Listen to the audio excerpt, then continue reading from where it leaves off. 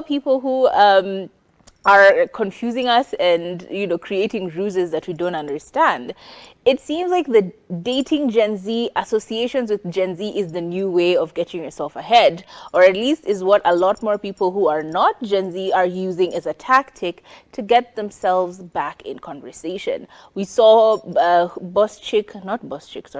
we saw what's her name, Queen V, trying to create a conversation around her wanting to find a Gen Z lover, and not specific. The fact that they're using the word Gen Z, it's like not even specific to the name. It's not, and like Betty Chalo, who just called his man Charlie, called her man Charlie, and we know, okay, yeah, Charlie, he may be younger, but she didn't go so far as to say, oh, I'm dating a Gen Z. No, I'm dating Charlie. Now, a lot more people are starting to use this term and abuse it and butcher it across all platforms. This includes politicians. We have all of these people who are now Millie, Naya Amezidi, and with this I'm a bad girl thing. It's just like, yeah, the moment you coin a phrase is coined and people start using it and they get applauded for it, they continue to use it and misuse it to the point of like killing it dead. Next antic is Huddah Monroe with her dating a Gen Z. Now we know she's been out of the country for a while, but she just came back and she apparently had a date with a Gen Z. Not specific a name, nothing. All we know is that he's a Gen Z, right? And all together, it sounded like a really good date. The guy got a whole cinema hall, a whole movie hall, hired for her. He had flowers all around the place. There was dim lighting that was, ushering her to her seat. He went above and beyond to get her popcorn, get her all of these treats that she can consume during the movie, and he even got bottles of champagne. Now, she describes this as the perfect date. However, she immediately knocked him off of the list by saying that, yeah, the date was nice, but like the champagne was like really mid. Basically saying that the champagne gave her not a headache, heartburn, which meant it was cheap.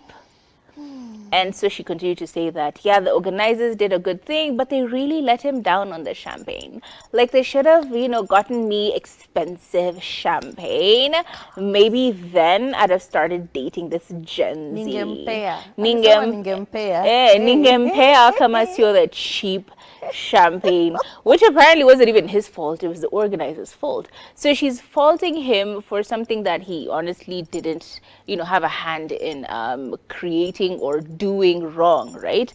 Long story short, it just felt like another tired way of trying to get herself back on the conversation, or back into the conversation, by the ruse of throwing in a Gen Z date that she would have, dated or kumpatia if only he did exactly what he was supposed to do. Like he came up with this date, but no, he could have done better. He could have bought a more expensive bottle of champagne that didn't give her heartburn. I'm just like, you know what, it's fine, it's cloud chasing, it's all good. Do what you gotta do, keep your name on the tabloids. It is what it is. It has been this way for a long time. But saying that you discredit him or you knock him off a potential date simply because he bought you cheap champagne is just so see-through. It's so transparent. Like it's boring. But she did what she had to do to keep her name in the conversation. She did also mention that she doesn't want to be welcomed at the airport with Isikuti dancers, because apparently when she landed in the country, she had a few traditional dancers dancing for her when she got into the country. And she's like, yeah, I'm a very private person, okay? So when you have these Isikuti dancers like coming and welcoming me at the airport, it's like embarrassing for me, and it just creates too much headway, like too much news. I'm just a private person. Like, respect my privacy. Don't welcome me at the airport. I'm just like, dude, what is going on? This is so transparent. It's so boring. Like, y'all need to do what Masauti did. Create something new, These tired antics are so boring. Moving on really swiftly.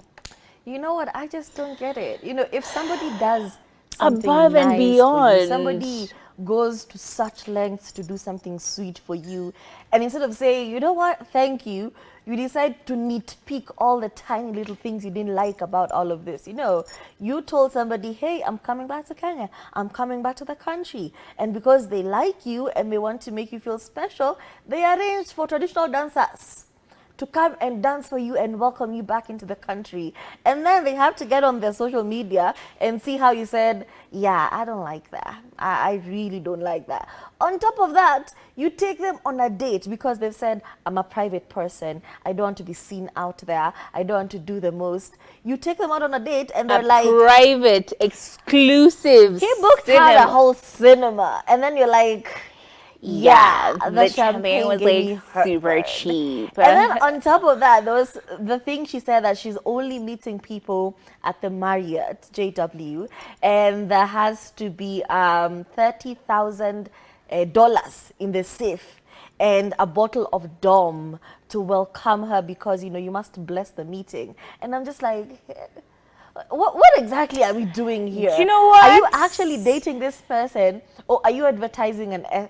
And this feels, it kind of feels like an extortion of sorts. Even like, forget the implications of nitakupatia if you give me dom and $30,000 in your account. Even the politician guy who's like been wooing on social media, she said, yeah, don't come to the airport unless you have 380,000 Kenyan shillings with you. I'm just like, okay, dude, these people are coming to receive you out of their crush on you, out of their interest up with you, and you're like, yeah, cash only, like money talk. I'm just like, dude, aren't you like a millionaire at this point? Don't you have like for somebody who says they're rich, they do ask for money a lot. They do be out here. And on top of that, it has actually become a trend on most social media personalities because this week we also saw somebody follow Notiflo, get a follow back from Notiflo after paying her 200,000 Kenyan shillings. And I'm just like, hey, me, I've been following people for free. Unakuta on DM, please follow back, na kufollow back. Hey, from today, let me put out my rate card.